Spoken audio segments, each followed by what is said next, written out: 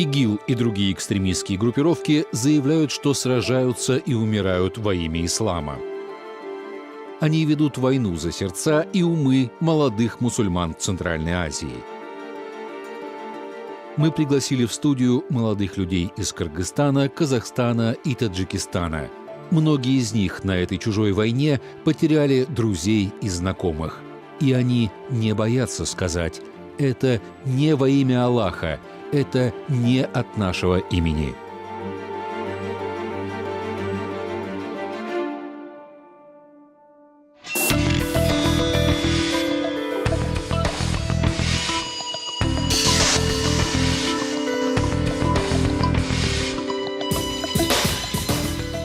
Более 600 граждан Кыргызстана уехало воевать в Сирию, оставив за собой семейные трагедии. Молодые люди из южного села Араван, где эта проблема стоит особенно остро, поделились своим опытом со сверстниками из Бишкека. Участники проекта «Не от нашего имени» обсуждают угрозу насильственного экстремизма, личную и общую ответственность.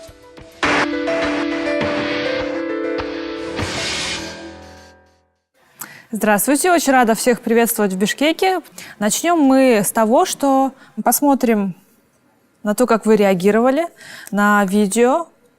Мы показали его и в Аше, показали здесь.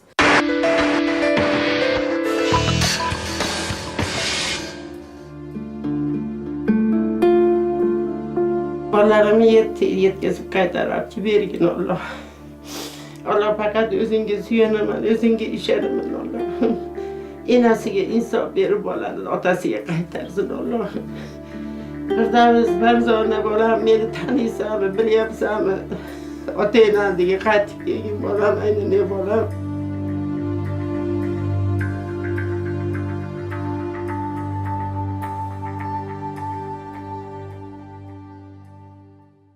Как женщина понимаю, да, она очень мечется. Она просто дышит и живет, да. Bu ayolni keliniga bo'layotgan muomalasi, demak biz bu muomaladan bilishimiz mumkin, kelini juda ham yaxshi ayol ekanligini bilishimiz mumkin. Qanday qilib buni ayollarga kirib ketyapti? Yaxshi odamlar deb o'ylasak, baribir yana ana shu to'xtalishimiz kerak, psixologiya, inson psixologiyasi. Ушул жакын адамыңды өмүр бою көрбөй калгандан көрө, аны камакта деле бир жолу болсо да жаркын элесин көргөнүм жакшыраак да. Мен Турцияга окууга кетип аткамда, баламды дагы алып кеткем да, ушун кетип атканда ушунчалык документтерге кыйналган болчумун да. Сен кайка кетип атасың, балаң менен отуп кетесиңби? Мен ушунча документтерим бар, ал жерде студентский билетим бар, ушунчалык кыйналып алып кеттим да. Бул аял кантип мындай оңой эле чыгып кетип калды? Бул менде суроо болуп калды да.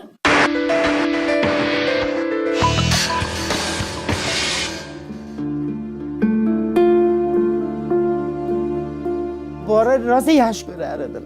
Ilojim yo'q, yilga o'rardim. Esligida mesestr edi, o'rischa edi. Rossiyadan keldi-da, to'yga boraman dedi. Ha, bo'pti, to'yga borsang, boring endi, rost bilan Rossiyadan keldingiz, borsangiz borib keling dedim. Keyin-da sumkaga bolalarning ustini soldi. Yo'q-da, shu bo'yicha bani ko'raylik shunday turibdi.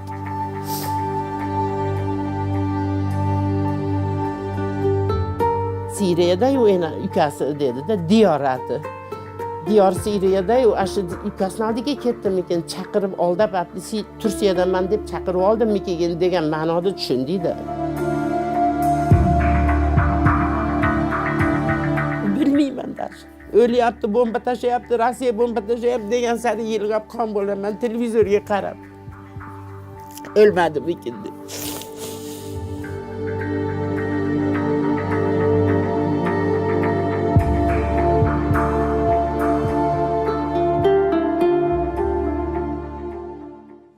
Өздөрү күнөөлүү. Анткени алардан дагы күнөө кетип калганы үчүн болуш керек деп ойлойм да. Печально то, что уехала в непонятное место и непонятно за что воевать тоже. Вот. Семья тоже, конечно, должна оберегать, да, и знать, с кем общается, допустим, какую литературу читает, допустим, да, чем вообще занимается в жизни, да. Я заметил то, что она приехала из России. Там не было описания, чем она занималась. Во-вторых, не было родительского контроля. А в-третьих, чем занимался ее муж, почему не было контроля над ней.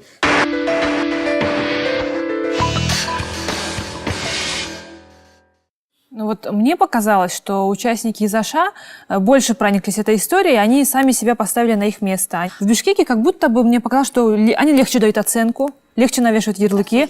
Почему вот такая вот разная реакция? u yerdagi Bishkek bilan o'shni solishtirsak, yaqinlari ketganda u yerdagilar yaqinlarga kuyish yaqin odamlarga boshqacharoq bo'ladi. Uzoqdagi odamlarga unchalik bilinmaydi. Agar Bishkekdan ham ketganda bizchalik kuyishardi-da. Во-первых, мы одна страна. Во-вторых, то, что если мы внешне как-то выражали меньше эмоций, это не значит, что мы внутренне не переживали так же, как и вы. Я считаю, что это сравнение здесь вообще бесполезно. Я думаю, как человек даже, да, неважно, где живем, это переживание глубочайшее просто. Это беда и для государства, для любых граждан, для любого как человека просто. Это очень плохо. И едут туда совсем непонятно, да, разрушение. Тем более там убивают единоверцев. Это недопустимо просто. У нас в Бишкеке, скажем так, осведомляется только через СМИ, и это делается не так часто. То есть мы как бы эту проблему не ставим первостепенно, если честно взять, да, в Бишкеке, да. А так как в Аше и через СМИ, и также на бытовом уровне сосед, потому что у них это часто, да, просто по частоте у них выше, чем у нас, да, скажем так. Поэтому для них это проблема первостепеннее. Теперь мы посмотрим на вашу реакцию на вопрос о том, знаете ли вы кого-нибудь, кто уехал в Сирию.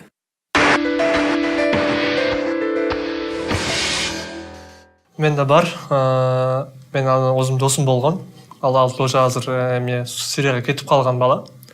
Кетиштен мурда мен менен 3-4 жолу ушундай кетем деп атам, ушундай. Бирок как мындай шутка катары. Asha Chekotli oilasi bilan ketib qolgan. U ikkita xotinli bo'lgan. Ikkala xotinini ham olib ketganda. Парень моей сестры, да, хотел жениться на моей сестре, но родители так как не разрешили, он все бросил и уехал в Сирию. Bir tanishim Siriyaga ketgan. Al материалдык жактан эмес, моралдык жактан. У моих родственников, которые проживают в Джетуйгузском районе, получается, соседи, получается, выехали всей семьей в Сирию, да? Мой друг, Акедос, старший друг, он чуть ли не уехал.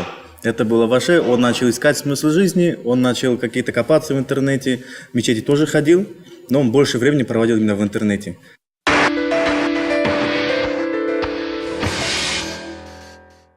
Какой вывод можно сделать из этого, что мы все уязвимы, наверное? Как вы думаете, вас эта проблема вот как-то близко касается? Вот вы в Бишкеке живете. Конечно, это касается каждого из нас. Тут насколько мы, как общество, можем реагировать на какие-то сигналы именно радикализма. Bir tuра эмес нерсе же bir жерде bir адилетсиздик көрсөң, сен барып пайгамбар саллаллаху алейхи вассалам ушундай хадиси бар да, барып аны колуң менен түзөтүүгө аракет жаса дейт да, аны жардам берүүгө аракет жаса дейт. У меня, например, есть родственники, которые как бы в миграции, в трудовой миграции находятся, это за рубежом. Когда вот отчеты читаю, что в основном вербовка идет через другие страны, да, в котором кыргызы эмигрировали, ну, находятся в миграции, ты понимаешь, что это может произойти с каждым человеком, который там находится, и это может быть твой родственник. Также нельзя забывать о таком факторе, как денежный вопрос, потому что в нашей стране множество людей живут за гранью бедности. Человек, доведенный до отчаяния, способен на многое, потому что мы не знаем, что будет завтра, и бедность, она может сделать все, что угодно. Кетип калгандардын арасында абдан бай адамдар дагы бар. Экөөдөн, үчөөдөн машинасы бар. Керек болсо этаж үйлөрү бар адамдар. Алар дагы кетип калган. Мен ойлойм, бул жерде финансылык жак бул основной проблема эмес деп ойлойм. Мы не застрахованы от того, что любой из нас, оказывается, из наших родственников и близких может туда уехать. То есть, получается, уязвимость у нас очень высокая, и причин много, поэтому в любой момент кто-то может уехать, это касается нас всех. Сейчас мы посмотрим еще одно видео, которое покажет о том, действительно, насколько мы уязвимы, и что это дело действительно касается любого человека.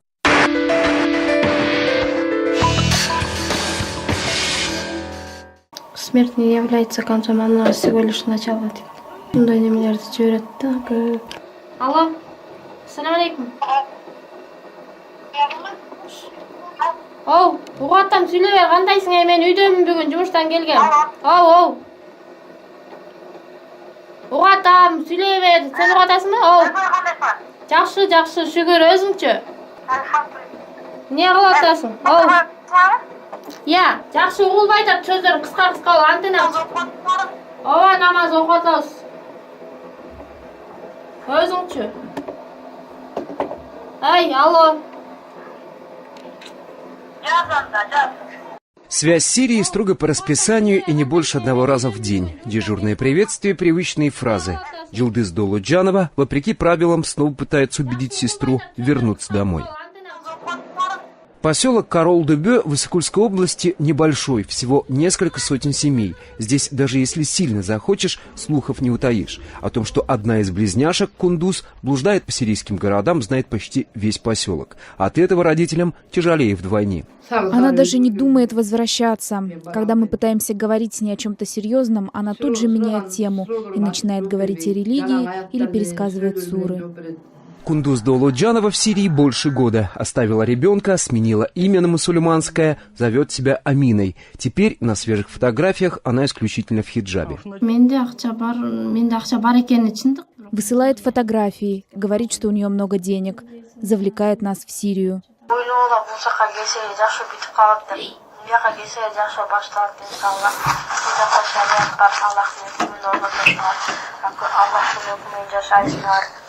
Өлімнен қорқпағыла, ел ұштар үшін өлім деген тірілгенде сынал дейді.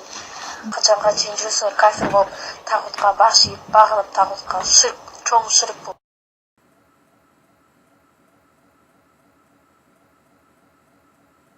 Совсем недавно мы еще раз ездили в это село. Амина до сих пор не вернулась. Она находится там же в Сирии, и время от времени она выходит на связь со своей матерью. Сын ее так и остался. Она живет с бабушкой, получается. Мальчик уже подрос. Близнец-сестра вышла замуж, и теперь вот мама одна осталась с этим ребенком. Пока все это обсуждали, даже вот по видео понятно, что когда они рассказывают про Сирию, про то, что его мама там, мальчик все это слышит, все это видит и наверняка понимает. Как он будет расти с мыслью, что его мама бросила. И бросила не просто так, а бросила ради того, чтобы уехать на непонятную войну, непонятно с кем. Мен не дейшім мүмкін, бұл аял ақшаларды көрсетіп атат да, мына ақшам көп. Қачан-қача капир болып жүресіңдер деп айтып атат да, үйдегілеріне. Анан ал аял өзі қандай мұсылман, ал ақшасына балдарыны, апасыны алмаштырып қойды да. Ал өзіне динінің жөнінде сөйлеген жоқ, ал ақша мынандай жырғал жашоо жөнүндө сүйлөп атат да. Ал мен ал аялды мен мусулман катарындагы көрбөйм. Ал акчага баласын алмаштырган аял. Билбейм, мен түшүнбөдүм о аялды, дагы бир сөз дегим дагы келбейт. Бул баланын тагдыры эмне болот? Өзүңөрдүн балаңарды ордунда ойлоп бар да, ушул баламдын көздөрүнө карап, өзүм баламды көрүп атам да. Эне болуп эч ким жакын болбойт, ал чоң апасы болсун, эжеси болсун, анын энесинин ордуну көрө берет, энесине ушун ордун издейт да балачы. Мен жаным болгондо онасы хакында онасыдан жакшы таасурат калдырып, анын жакшы иди деп факат жакшы томонун гапырып, жакшы тарбия алышыга, жакшы окушуга жардам берген болар. Мен ол баланы мындай башка эле жерде өстүрмөкмүн да, эгер ошондой болуп калсачы, башка чөйрөдө өстүрмөкмүн. Мне кажется, его надо, получается, и в этой семье полностью переехать и не говорить такие плохие вещи о матери, либо объяснить, что именно мать плохо поступила, и ты не в ответе за мать, и ты можешь оправдать как бы наши надежды и стать хорошим человеком. Объяснить ему это и объяснить, что так как тут мать говорит об исламе, как бы суры говорит определенные, то что... А какими словами это объяснить вот ребенку? Я бы сказала, что поступки твоей матери, потому что твоя мама ошиблась, но это никак не связывается с религией. То есть так как то, что она говорит, призывает тебя читать намаз, но при этом поступила, это две противоречащие вещи, я бы объясняла, что это не соответствует, чтобы у него не сложилось такое стереотипное понятие, что совершение намазов, то же самое поездка в Сирию, это одно и то же. Хорошо, вы это объясняете как бы в оправдании религии. А если вот сам мальчик, он говорит, где моя мама? Где его мама? Я бы сказала, что она обманулась, ошиблась. Конечно, они не правы, то, что они вот это все показывают перед ним, да, и начинают с ней торговаться. Другой вопрос, когда мы говорим, что ее мама болеет, да. Вот что надо сказать, тогда получается? Что ее мама болеет, и мы стараемся ее вернуть что на данный момент она, ну, лечится, да. антип оорутат деп да айтпайт болчумун, жок деп да айтпайт болчумун, бирок мындай 18 жашына чейинби же 14 жашына чейинби алдасаңыз деле бир күн акыйкатты билет да. Ошон үчүн ал баланы ушул апаң өлдү, ушул жолго кирди деген сөзгө даярдап чоңойтуш керек. Мне кажется, в этом случае не надо врать ребенку, да? Ну, ребенок по-любому поймет. Еще больнее будет, когда он узнает от другого человека. Мне кажется, надо сказать, ну вот твоя мама где-то куда-то поехала, чтобы воевать. Сейчас мы посмотрим видео. Еще одна история, одна из многих, одна из сотен историй.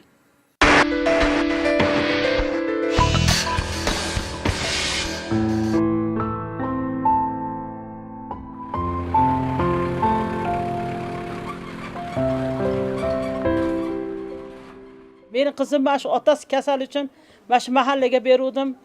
Meni otasini kasalligidan meni mana shunaqa uyda o'tirib qolganligimdan qudalarim, foydalanib ashaqa jo'natib yubordi. Ketayotganda men hech narsani bilmaganman bolam. Qudam kelyapti, keyin Qozog'istonga borib keladi 2 oyga dedi. Dedi men ham bo'pti dedim. Shu bilan ketdi. Qaytib qizim meni ko'zimni uyimga kirmadi. Keyin uyga borsam biz bilmaymiz dedi. Keyin qarasam ular hammasi oilasidagi hamma yo'qni bilarkan, meni qizimni aldashib Qozog'istonga deb turib ashaqa jo'natib yuboribdi. Keyin aeroportda kamerasida hamma yo'q chiqyapti. 2014 31-dekabr 3:45dagi 361-reysdan jo'natib yuborgan ekan Turkiyaning reysinikida.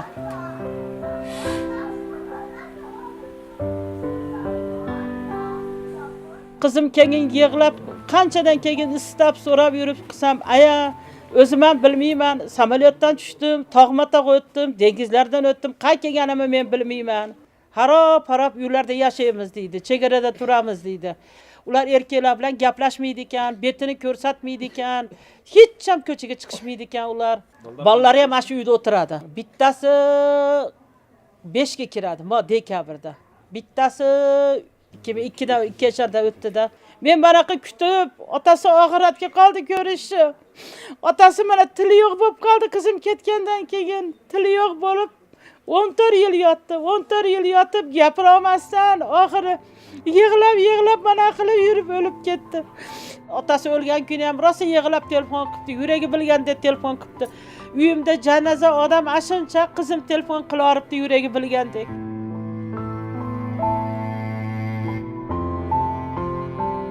İltimas deyman meni qizimni olib kelib bersin. Otasi oxiratga qoldi, men ham oxiratga qolib ketmay qizimga. Men ham bu dunyoda umid bilan boqqanman, qizimni umid bilan yuzini ko'ray. Qizimni oxiratga qolib ketmasin ko'rishim.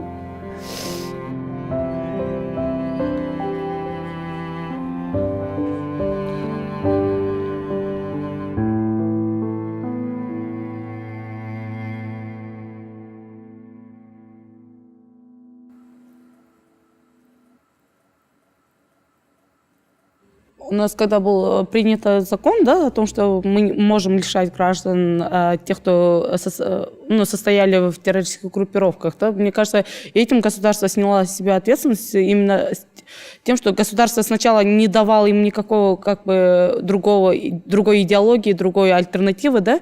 Мне кажется, как раз таки их надо возвращать, потому что пока они там, и будут люди, которые будут за ними ехать. Сен өзің ошол аймақта жашайсың, айылдың маданиятын жақсы білесің.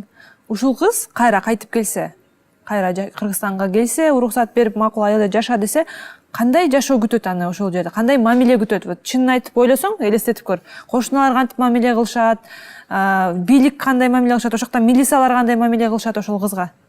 U qiz kelganda boshida qiyin bo'ladi, hammani ko'z qarashi boshqacha bo'ladi, boshqacha qarashadi-yu, lekin u ham Allohning yaratgan bandasida, u ham qaytib kelishga, o'zi bolalarini tarbiya qilishga haqqi bor-da.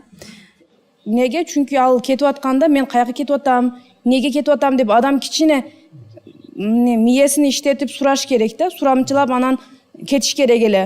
Bu jag'idan ani kunosini qo'yotamiz. Biroq bir g'ana ani kunosi emasda, o'sha apasi, atasi ilab o'tirishadi. Birinchi o'rinda alardagi kunosi. кызды кандайдыр тарбиясында бир жеринде бирдемке болгондо ушундай болуп чоңоюп калган. Биринчи орунда ата энесинин күнөөсү, анан мааледеги адамдардын, анан мектептеги окутуучу эмне дейт, мугалимдердин күнөөсү. Бул райондун, бул республиканын, бул бардыгыбыздын күнөөбүз да. Бул бир адамга күнөөнү коюп кое албайм мен. Ушул кеткендердин күнөөсү эмес. Неге именно Кыргызстандан көп адамдар кетишип атат? Бул бардыгыбыздын күнөөбүз деп өзүмүндө күнөөкөр кылып, анан ал аялбы, эркекпи келгенден кийин анын өзүнө жараша ушул жазасыны биринчи алыш керек. Есть большая разница, например, наверное, тогда в том, как относиться к этим людям, которые вернулись из Сирии. Если это взрослый человек, он сам захотел туда поехать, скорее всего, или он, может быть, не знал, но он не сопротивлялся, например. И в этом тоже есть его вина. А вот ребенок, он заложник ситуации, его никто не спрашивал об этом. Если взрослого ждет наказание какое-то, то как надо поступать с ребенком? Поступать так же, чтобы он жил обычной жизнью, как и все остальные дети. Не надо его отделять, потому что это будет уже дискриминация. А получится ли так сделать? Если реально посмотреть, конечно, будет страшно. С одной стороны, то, что мой ребенок будет играть с ним, то, что чем он там занимался, непонятно. Ты не хочешь этого? То есть? Нет. Есть страх, но я бы доверился детям играть, потому что, чтобы они общались, чтобы они, возможно, вместе ходили, но под контролем. Любой человек может ошибиться. Надо над адаптацией очень конкретно подумать. И этими жесткими со стороны государства запретами или со стороны ГКМБ, и вот этими запретами дело не решится здесь. Мы имеем регион, который стал, к сожалению, террористическим брендом. Центральная Азия, вот отсюда, там рождаются террористы, там они могут во всем мире устраивать теракты. И получается, что наши люди, наши с вами близкие, очень легко подвержены вербовке. И как вы думаете, усвоили ли мы уроки и знаем ли мы теперь, что делать, чтобы вот это не повторилось? Я вот как человек, я делаю то, что я могу, да, я не буду говорить, я, например, не государство, я не телевидение, я не журналист, чтобы какую-то идеологию распространять, или у меня есть возможность, да, на всю страну. Чем можешь помочь? Тем, что ты можешь поделиться с ними объективной информацией. У меня тоже семья, например, находится в Баткене, да, но я как бы за них уверена, да, за то, что они не будут, ну, точнее, сейчас не уверена, но просто у меня до этого была уверенность, что я им на них как-то могу повлиять или еще что-то. Бул жерде 3 себеп бар. Биринчиси ошол миграция. Экинчиси бул технология. Үчүнчүсү бул адил айтканда интернет. Эч качан баягы теракт жасагандар дагы же Оштон же Бишкектен барып, колунда сумкасы менен барып, бомба менен взрыв жасаган эмес да. Алар мигрант болгон. Не было у нас такой задачи, что мы должны найти рецепт. Мы собрались здесь для того, наверное, в первую очередь, чтобы заявить всему миру, что мы не хотим, чтобы от нашего имени говорили. И также мы здесь сидящие, и все, кто живут в нашем регионе, не хотят, чтобы от нашего имени кто-то другой говорил. Спасибо вам всем большое.